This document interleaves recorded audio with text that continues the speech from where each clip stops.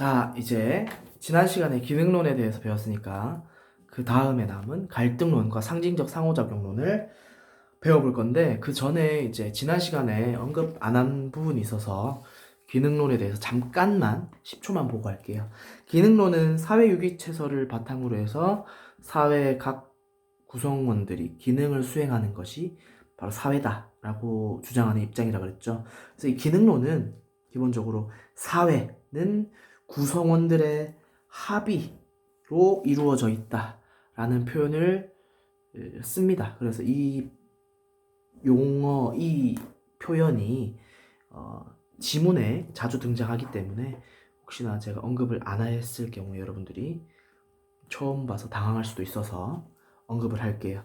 이제 기능론과는 다르게 갈등론에 대해서 보겠습니다. 이름에서부터 이미 갈등론이죠. 기능론은 사회는 구성원들이 합의를 해서 서로 다 인정을 하고 나는 이 기능을 수행할게 라고 인정을 하면서 각자의 역할을 맡는 게 사회다 라고 봤다면, 이 갈등론은 일단 키워드부터 보세요. 키워드. 대립, 계급, 변동, 기득권이죠. 심상치 않죠. 이름에서부터 갈등론이야.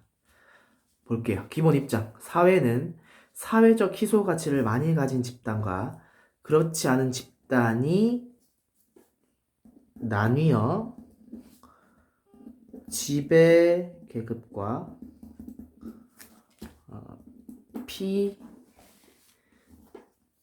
피지배 계급으로 구성된다. 두 번째, 사회 구조나 제도는 지배 집단의 이해 입장이 반영된 불평등한 형태이다. 자, 무슨 말이냐면 갈등론의 이론 입장에서 보자면 이 사회는 평등한 사회가 아닙니다. 불평등한 사회다라는 걸 전제로 깔고 있는 거예요.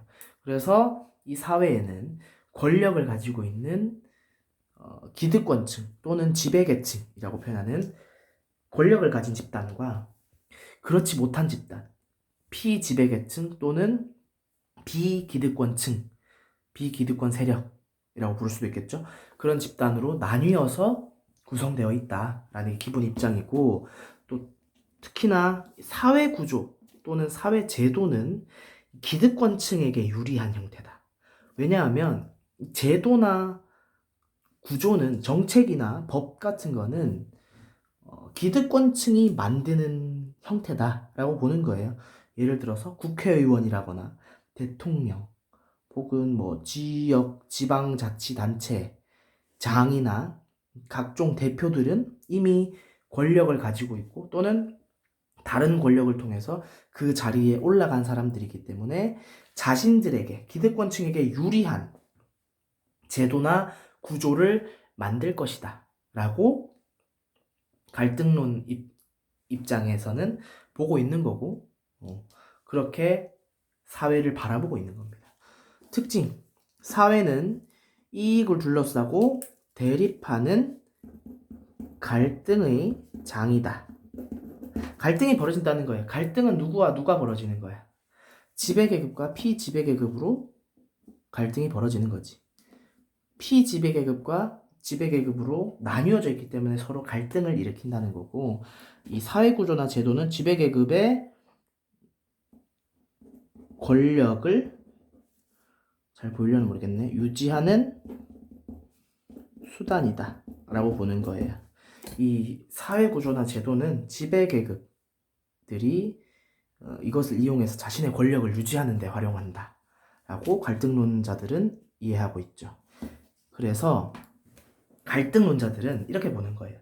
이렇게 불평등한 사회를 바꾸기 위해선 변화가 필요하고, 그 변화가 바로 갈등이다. 그래서 싸워서, 피지배계급층들이 싸워서 지배계급층에게 권력을 받아내야 된다. 이 썩어 빠진 사회를 뒤집어 엎어야 된다 라고 생각하는 게 바로 이 갈등론자들의 입장이라고 보면 됩니다. 그래서 사회의 본질적인 속성이 바로 갈등이고 이 사회 발전의 원동력이라고 본다 라는 거죠. 갈등이 있어야만 지배계층과 피지배계층이 갈등으로 이 불평등한 사회를 없앨 수 있다라는 거죠. 투쟁해서 싸워서 얻어내야 된다라고 생각하면 됩니다. 갈등론은 그래서 사회적 모순을 없애기 위해서, 모순이라는 건 뭐예요?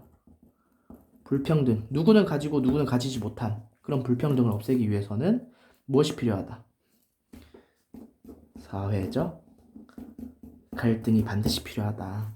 그래서 이 갈등에 대해서 굉장히 바람직한 현상이라고 보는 겁니다. 사회 모순을 없애기 위한 거니까. 이 표현에 갈등이 되게 많이 들어가죠. 뭐 대립, 계급, 변동, 기득권. 그래서 이 책에서 보면은 아까 기능론에서는 사회는 구성원의 합의에 따른 것이다 라는 표현이 있었죠. 그게 아니라 갈등론에서는 지배 집단이 자신의 기득권을 유지하기 위해서 이 사회제도를 통해서 구성한 형태다, 현재는 이라고 보는 겁니다. 현재 사회에 대해서도 부정적으로 보고 있는 입장이죠.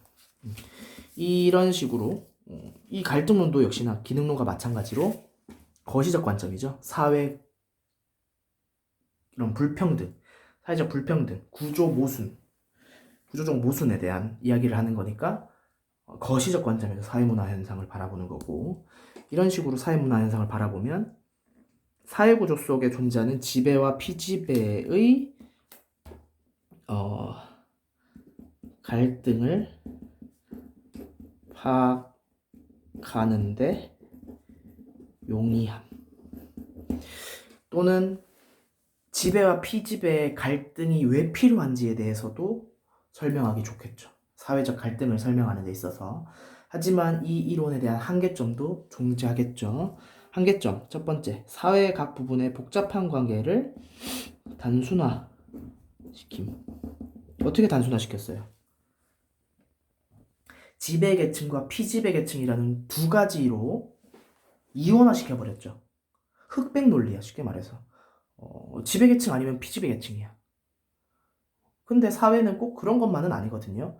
예를 들어서 여러분들과 저의 관계는 무슨 관계입니까? 내가 여러분들을 지배하고 있나? 또는 여러분들이 저를 지배하고 있어요?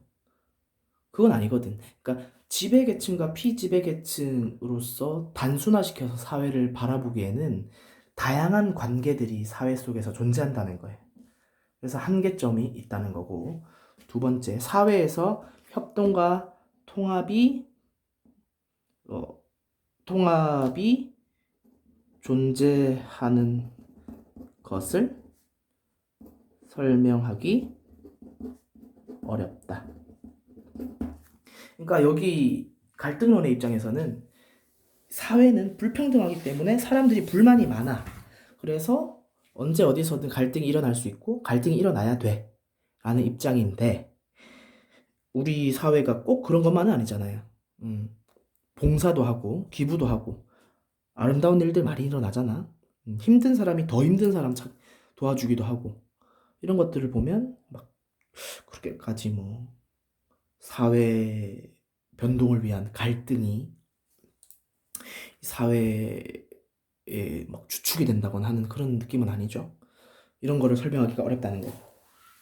여기까지가 이제 기능론 갈등론의 거시적 관점으로서 사회 문제를 보는 건데, 여기서 여러분들이 이거 부분을 참 알아야 돼요. 자, 사회 변동이나 사회 갈등에 대한 입장을 기능론과 갈등론으로 나누어서 좀 바라볼 수 있습니다.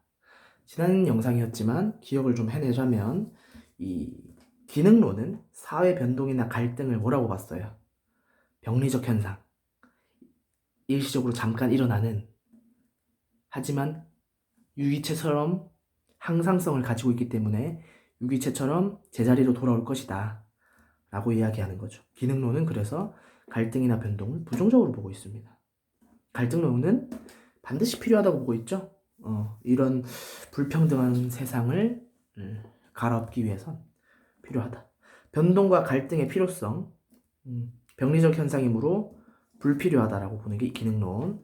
그리고 사회의 본질이자 사회 발전의 원동력이라고 매우 긍정적으로 보고 있기 때문에 매우 필요하다라고 보고 있고요. 사회 변동과 갈등 발생의 원리, 이게 무슨 말이냐면 기능론은 사회 갈등과 사회 변동이 일어나지 않는다. 사회 변동이나 사회 갈등은 없다. 라고 이 존재 자체를 부정하는 게 아니에요. 존재 자체를 부정하진 않는다는 거야. 기능론이 사회 갈등을 안 좋게 보지만 사회 갈등이라는 건 사회에서 일어나지 않는다라고 해서 사회 갈등이나 사회 변동을 없는 존재로 취급하진 않아. 왜냐하면 사회는 끊임없이 변해왔거든요. 그건 기능론자들도 부정할 수 없는 사실이야. 예를 들어서 구석기 시대, 신석기 시대랑 지금 우리가 살아가는 현대 많이 달라졌죠? 그죠? 이것들 기능론자들이 부정할 수 있을까요? 없단 말이야. 변화한 거를 인정을 해. 하지만 어떻다는 거예요? 사회 변동이나 사회 갈등은 점진적이고 천천히, 그리고 그렇게 많이 변하지 않고 많이 변한다 하더라도 다시 돌아오기 때문에 급변하는 변동은 없다 라고 얘기하는 거예요. 그래서 존재한다. 그래서 필연적 변동이나 갈등은 존재하긴 한다. 그리고 질병처럼 본다 그랬죠. 병리적 현상이라 그랬으니까 우리가 유기체, 사람의 신체도 병에 걸릴 때가 있잖아요.